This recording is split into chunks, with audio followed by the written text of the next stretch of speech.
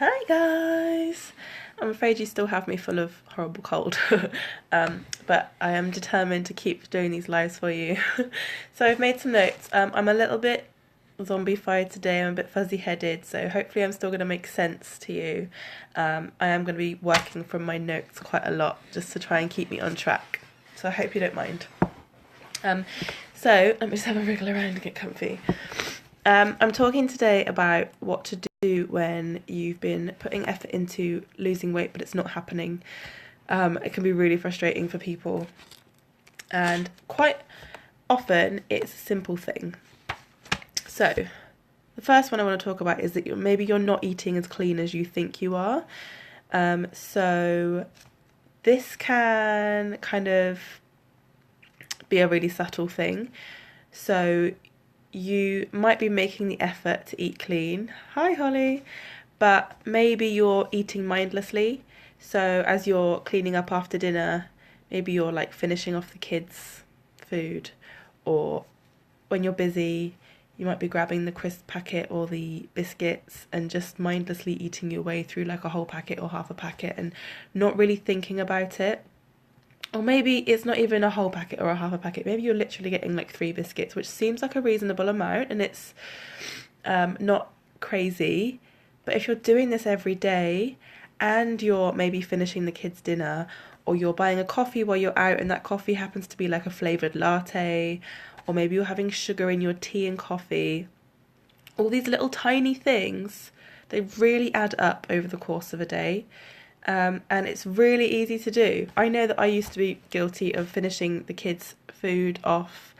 Um, Things like tasting dinner as you're cooking. Like one mouthful, fine.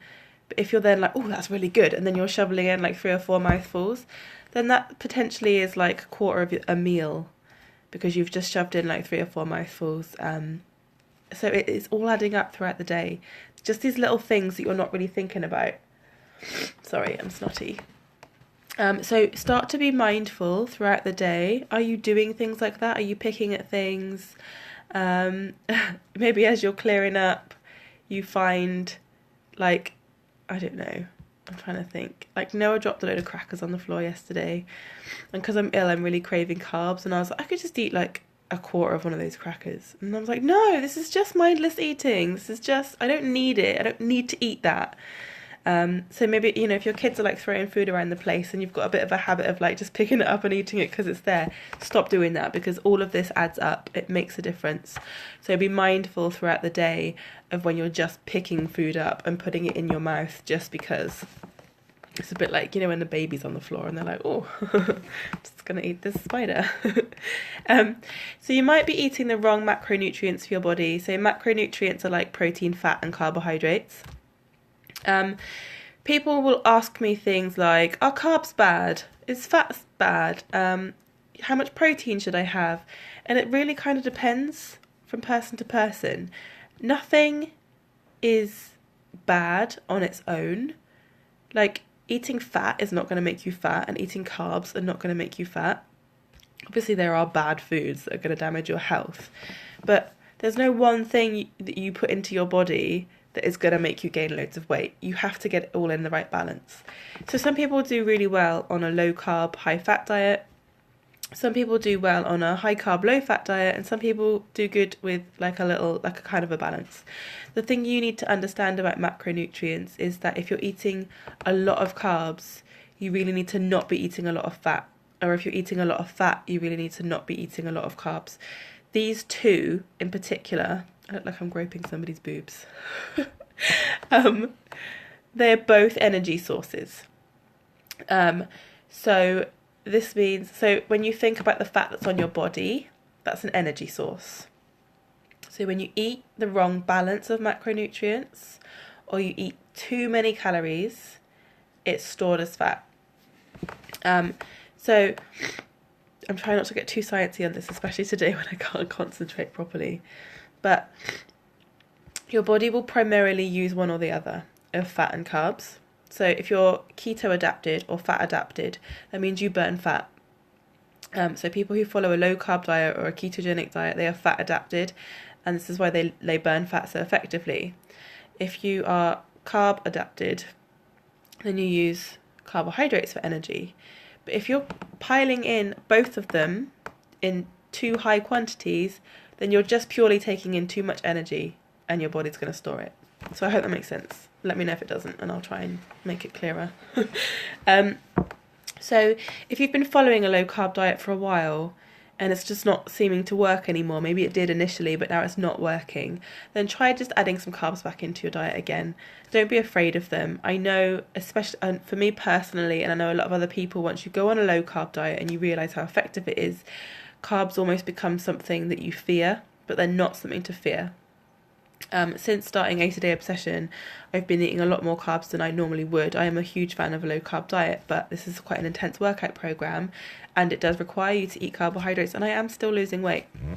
So don't be afraid of either fats or carbs. Like, neither of them are the devil on their own. You just have to get the balance right. So if you've been trying one thing and it's not working for you anymore, just try shifting over to the other thing, or try a more moderate balance of the two.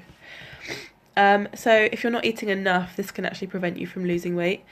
Or if you're not eating often enough, like if you only eat one meal a day, then the chances are your metabolism's quite slow and it's going to make it harder for you to shift weight.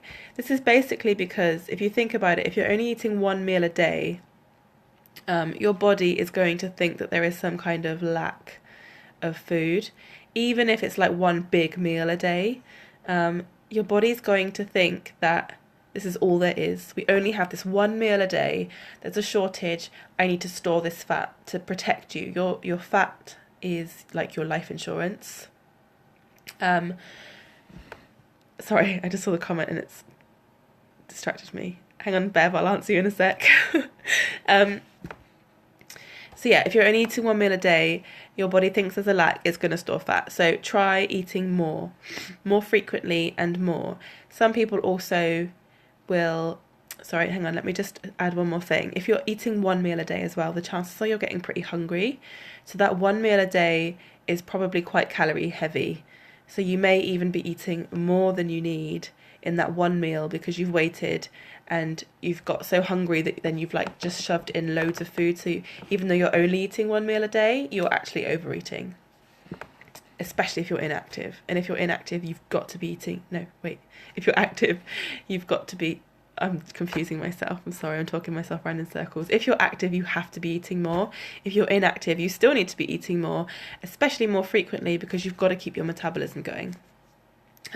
So back to not eating enough. I'm going to answer these comments at the end because I'm getting distracted. So please do post them. Post any questions you've got and I'll come back to them. I'm just going to swipe them away because it's throwing me off track. So not eating enough. Again, if you're just somebody who just picks at food and doesn't really eat much, or you're purposefully not eating much because you think it's going to help you lose weight, then you are possibly hindering your weight loss. Because again, if your body thinks there's a lack, it's not going to let you burn fat. It's gonna hold on to it. Our brains are designed to keep us alive. They don't give a shit if we're like looking really hot. They just want to survive. We haven't adapted yet. So like you have your primal brain, which is like your subconscious. That part of your brain doesn't know yet that there is an abundance of food around us. It still thinks that we're living in caves and hunting and gathering. So if you're not eating, it thinks there's a shortage and it's going to pile on the fat.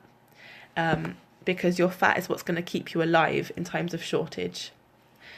Unfortunately, these days, your fat is what's going to kill you. Irony. The other mistake people make is that you are relying on exercise on its own. A lot of people think that the reason they're not losing weight is because they're not exercising. So obviously it's a really important component. Exercise is gonna be what builds your strength. It's gonna be what increases your metabolism. It's gonna help you burn fat. It's going to lean you out and get you toned and all of that nice stuff, and help you live longer. But if you are exercising, even if you exercise a lot, but you're still eating really badly and you're overeating, you're not going to lose weight. So you have to get the balance between the two. Nutrition is about 80% of your weight loss. So if you want to start losing weight, then you need to start with nutrition. If you can do both, awesome, but don't just rely on exercise because it's not going to work on its own. I'm sorry, my nose is getting more and more blocked up as we go. Eating diet foods, these are just so bad for you. So think things like, do you remember years ago, we still have them now, I don't think they're marketed quite so heavily, but these Belvita breakfast biscuits came out. And they're marketed as a health food. And like, I think, oh, my battery's getting low, hopefully it'll survive.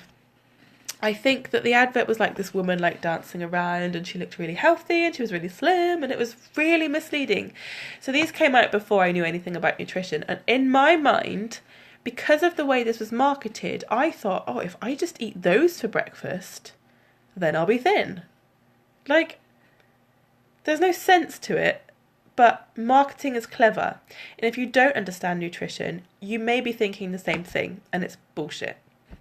So, Muller Lite, calorie free or fat free or anything that says anything like that on it, it's not going to do your body any good. So if you think about diet drinks like Diet Coke, for example, it's got 0 calories, so it shouldn't make you gain weight, right? No, it doesn't work like that.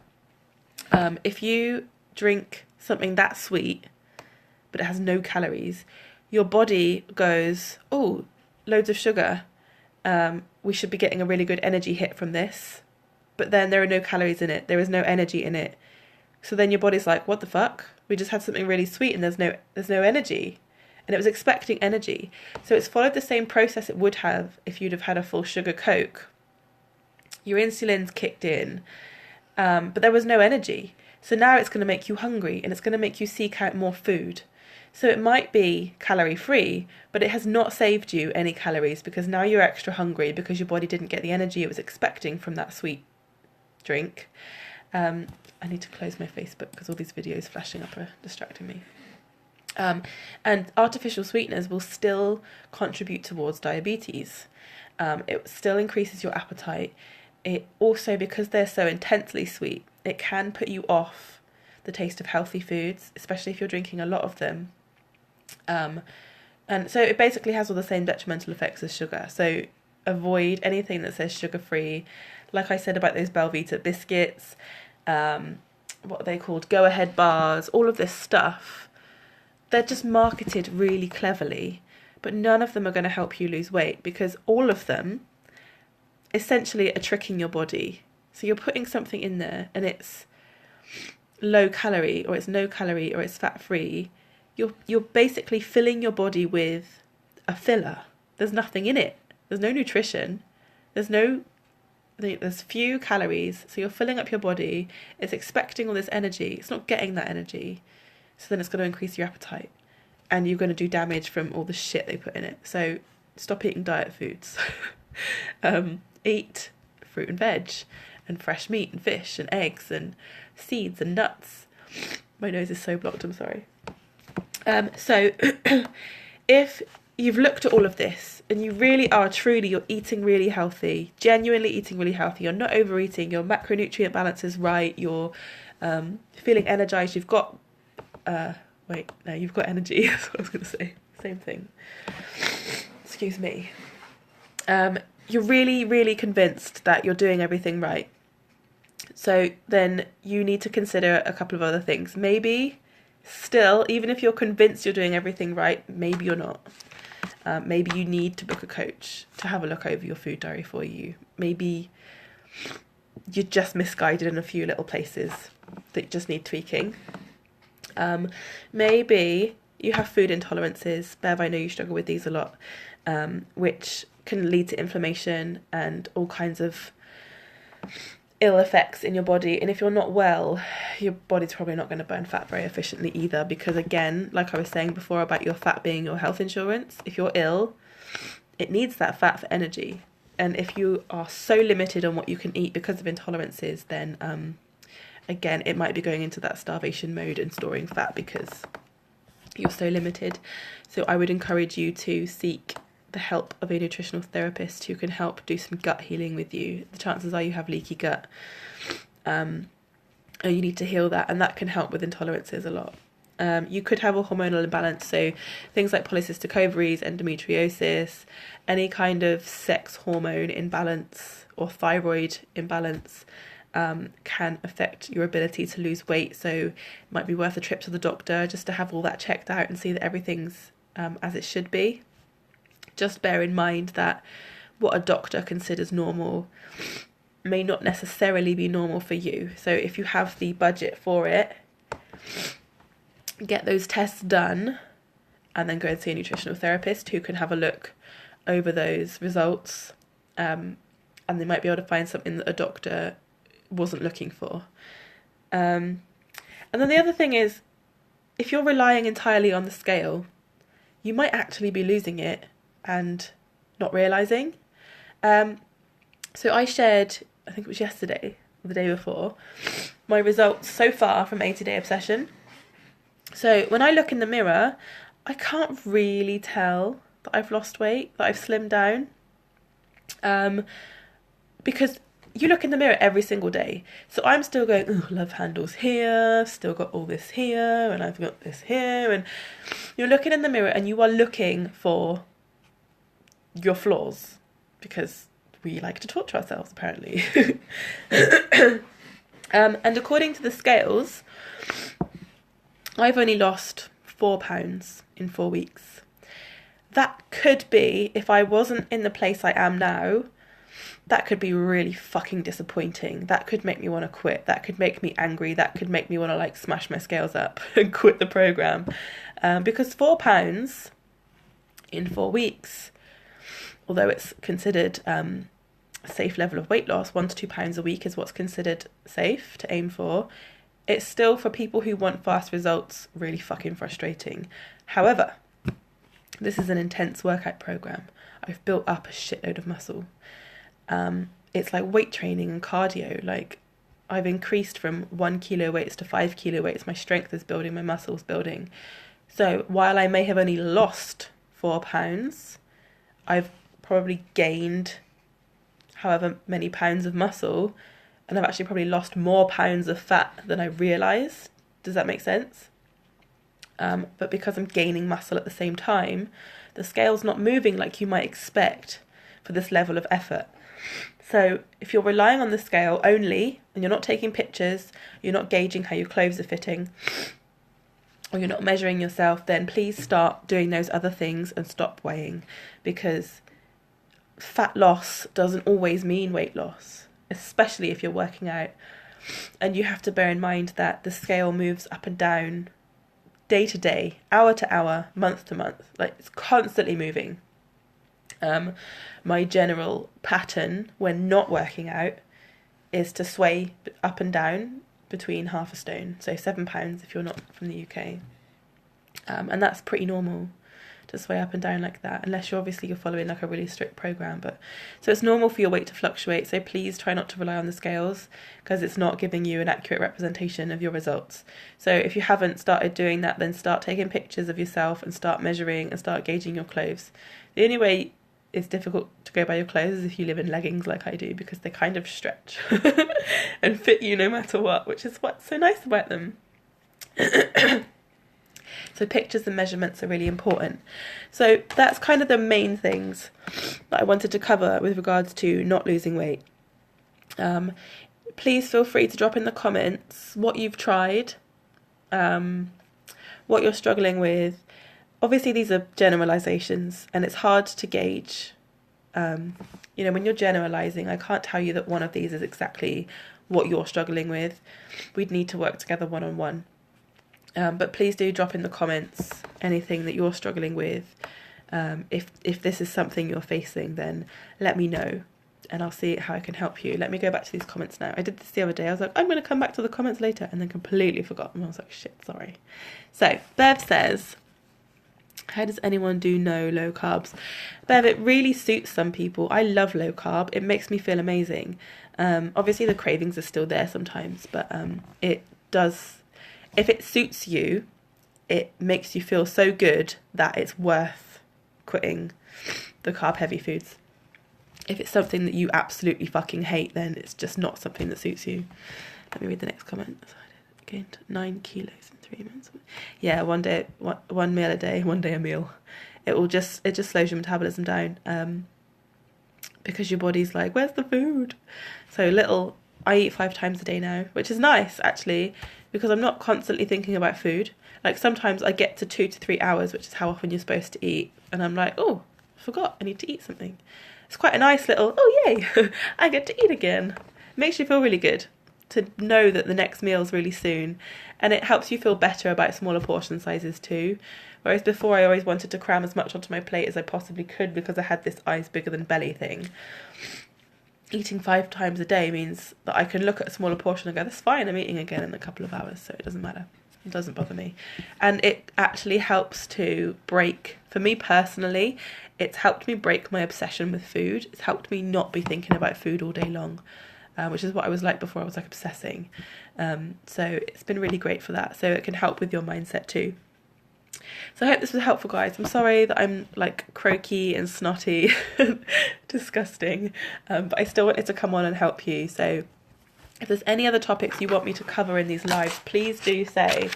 I have a list I've collected, where's it gone, of topics that I asked you guys. What the hell has it gone? Oh yeah. So far what we're going to cover is, I've already covered how to start losing weight and stick to it, how to keep it off. Don't think I've covered keeping it off once you've lost it actually. Staying motivated and focused on the end result we've done. I haven't done weight gain yet, so this is what we need to do. Weight gain, time management, willpower, being a fussy eater, resisting trigger foods, sugar cravings, figuring out how to fit this in when you've got kids, adapting meals with kids, that's a pain in the ass, tiredness, and I'm looking into being in denial. I don't know if that might be a little bit triggering for some people, so I'm not really sure whether to do that or not. What I'm talking about with being in denial is basically convincing yourself that you don't need to change.